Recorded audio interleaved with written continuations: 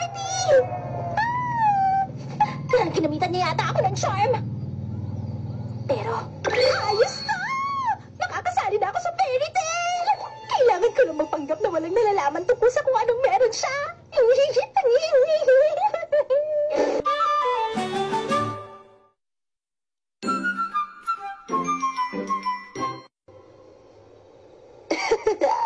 Busog na busog ako. Oo nga!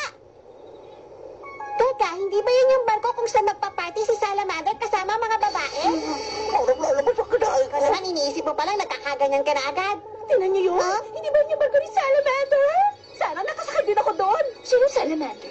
Hindi mo siya kilala? Siya ang pinakasikat na salamangkera mula sa fairy tale at bumisita siya rito sa bayan gamit ang barko niya. Fairy tale?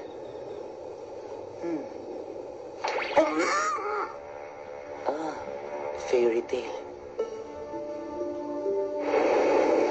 Lucy ba ang pangalan mo? Napakaganda.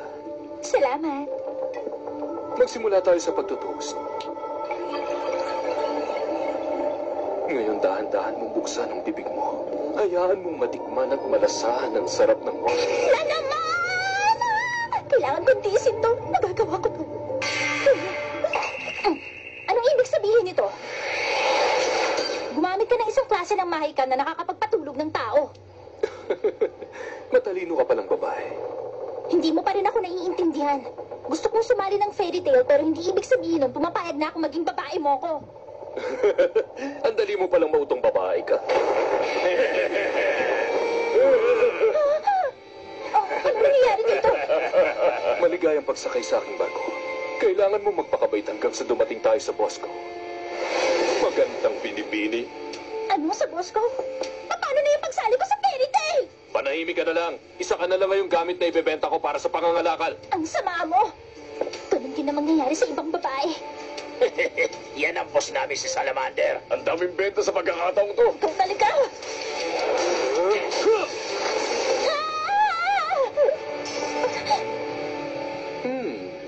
Mga gate key, ha? Celestial Wizard ka pala. Magagamit lang to kapag hawak na may kontrata. Ibig sabihin, walang silbi to kung gagamitin ko.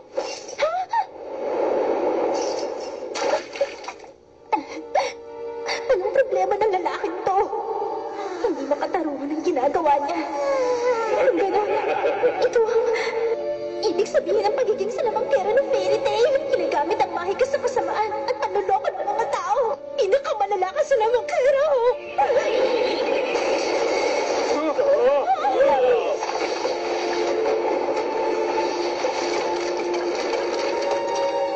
Mabuti dumating ka!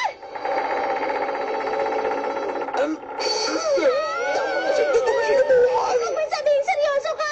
Lucy, anong ginagawa mo rito? Ikaw pala, Happy. Naloko ako. Ang sabi niya, tutulungan niya ako makasali sa fairy tale. Di ba nga? Kapalag kami ng pakpak. Mamaya na natin pag-usapan yan. Tayo na!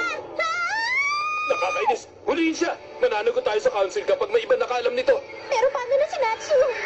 Hindi ko kayang dalawa. Hindi kayo makakatakas! Prominence win!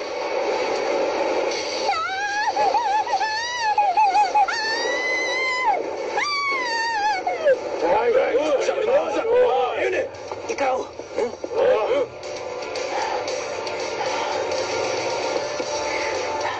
Kailangan ko iligtas si Natsu at yung mga babae. Lucy, makinig ka.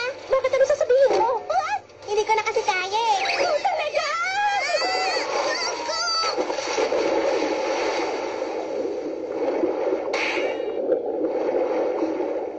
Ang mga susi ko. Aray ko. Yan! Basta ang mahalaga sa akin, makapunta muna kami sa boss ko.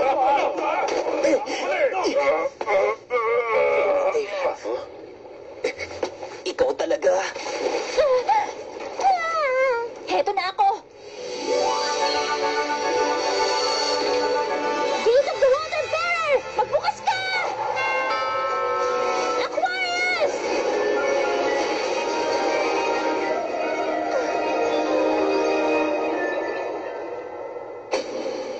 Kamusta? Uminahon ka lang. Ang galing mo. Para malaman mo, isa akong Celestial Wizard. Gumagamit ako ng gate keys para tumawag ng Celestial Spirits mula sa ibang dimensyon. Aquarius, gamitin mo ang kapangyarihan mo para itulak ang